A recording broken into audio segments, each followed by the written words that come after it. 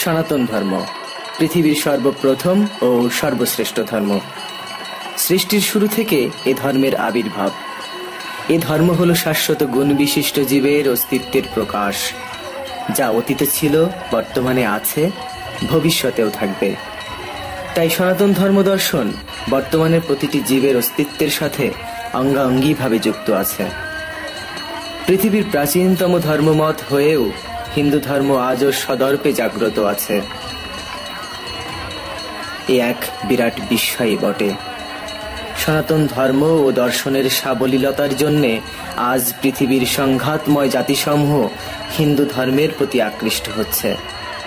হিন্দু সংস্কৃতির এমন কিছু শক্তি আছে যা অধিকতর বেগবান সংস্কৃতির নেই। আমেরিকায় বিশ্ব ধর্মসভায় স্বামী বিবেকানন্দ 1893 সালের 11 সেপ্টেম্বর বেদ, গীতা বা রামায়ণ থেকে সেই শক্তি, দর্শন ও মানবতার কথা তুলে ধরে সনাতন ধর্মকে পৃথিবীর সর্বশ্রেষ্ঠের স্থান দেন। এবং স্বামী বিবেকানন্দের ঠিক 40 বছর পরে ডক্টর মহানম্রত মহারাজ দ্বিতীয়বার আমেরিকায় বিশ্ব ধর্ম সম্মেলনে গিয়ে সনাতন ধর্মকে বিশ্বের সর্বশ্রেষ্ঠ ধর্ম হিসেবে স্বীকৃতি এনে দেন। এবং এসি ভক্তি বেদান্ত প্রভুপাদের দ্বারা প্রচারিত ইসকন সারা বিশ্বে সনাতনের ভাব প্রচার করে দলে দলে বিপথগামী মানুষদের সনাতন ধর্ম গ্রহণে সহায়তা করেছেন। সনাতনী সংবিধান বিশ্ব শান্তির সংবিধান এবং গণতান্ত্রিক, যেখানে ব্যক্তির নির্দেশ বা মত চলে না। ধর্মস্তু সাক্ষাৎ ভগবান প্রণীতম, অর্থাৎ ধর্ম হচ্ছে ভগবান প্রণীত সেই জীবন ব্যবস্থা যা অনুশীলনের মাধ্যমে, জগতের কল্যাণ সাধনের মাধ্যমে জীব আত্মা ও পরমাত্মার মধ্যে নিত্য সম্পর্ক স্থাপন করতে পারে। তাই সনাতন ধর্মাবলম্বীরা ঈশ্বরের কাছে প্রার্থনা করে, অসত্যমাম সৎগময়ম তমসমা জ্যোতির্গময়ম মৃত্যুরমাম অমৃতগময়ম, অর্থাৎ আমাকে অসত্য থেকে সত্যে নিয়ে যাও, অন্ধকার থেকে আলোতে নিয়ে যাও, মৃত্যু থেকে অমৃত লোকে নিয়ে যাও।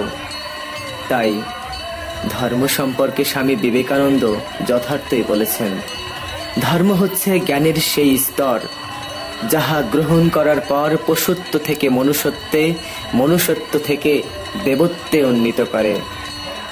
একমাত্র সনাতন ধর্ম বিশ্বের সকল জীবের মঙ্গল কামনায় সকল ধর্মীয় অনুষ্ঠানে প্রার্থনা করে থাকে।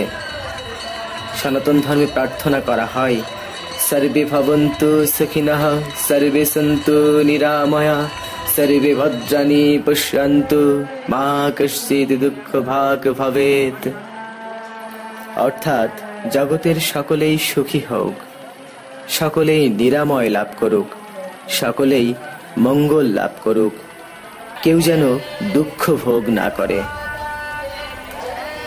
এভাবেই সনাতন ধর্মাবলম্বীরা পৃথিবীর সকল মানুষ এবং সকল জীবের মঙ্গল কামনা করে। সনাতন ধর্মেই উদারতা আছে বলেই একে সর্বশ্রেষ্ঠ ধর্ম বলা হয়, যা অন্য কোনো ব্যক্তিকেন্দ্রিক মতের মধ্যে নেই। অন্য সকল ধর্ম মানুষের বাইরের রং, চুল, দাড়ি ইত্যাদি কিছু খুঁটিনাটি বিষয়ের উপর দাঁড়ানো, কিন্তু সনাতন ধর্মে বেদ বলছে আত্মানম বিদ্ধি, অর্থাৎ আত্মাকে পান, মানে নিজেকে জানো। এখানে বাইরের নয়, ভেতরের সংস্কার। ইসলাম ধর্ম প্রবর্তক হযরত মুহাম্মদ সাল্লাল্লাহু আলাইহি সাল্লামের জন্ম 570 খ্রিস্টাব্দে এবং 610 সনে সে নবুয়ত লাভ করার পর থেকে ইসলাম ধর্ম প্রচার শুরু করেন। বৌদ্ধ ধর্ম প্রবর্তক গৌতম বুদ্ধের জন্ম খ্রিস্টপূর্ব 500 অব্দে নেপালের লুম্বিনী গ্রামে। তাই বৌদ্ধ ধর্মের বয়স 2512 বছর।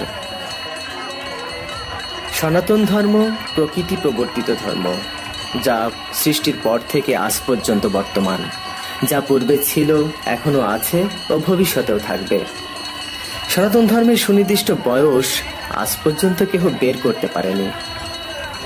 ভগবান শ্রীকৃষ্ণ জন্মগ্রহণ করেছিলেন 5500 43 বছর পূর্বে দ্বারকা নগরীতে, যেটা বর্তমান গুজরাট রাজ্যের দক্ষিণে অবস্থিত। বেদের আবিষ্কার কাল নিয়ে বিজ্ঞানীদের এখনো সংশয় রয়েছে। ধরা হয় খ্রিস্টপূর্ব 7500 অব্দে বেদ লিপিবদ্ধ করা হয়। আবার অনেকের মতে খ্রিস্টপূর্ব 3000 থেকে 2000 অব্দে সময়ের মধ্যে বেদ লিপিবদ্ধ করা হয়। বেদের জ্ঞান লক্ষ লক্ষ বছর যাবৎ মুনি ঋষিরা মুখে মুখে উচ্চারণ করতেন। তাই সনাতন ধর্মের নির্দিষ্ট বয়স নির্ধারণ করা অসম্ভব। স্রষ্টা যদি একজনই হবে এবং ধর্ম যদি আবশ্যক হয়, তাহলে অবশ্যই সৃষ্টির প্রারম্ভেই একটি ধর্ম প্রণীত হয়েছে, আর সেটাই সনাতন ধর্ম। স্রষ্টা কখনো ভুল করেন না, তাই তার প্রবর্তিত ধর্মগ্রন্থে কোনো সংশোধনী আসতে পারে না। অতএব বেদই সনাতন, সনাতনই চিরন্তন। সবাইকে ধন্যবাদ।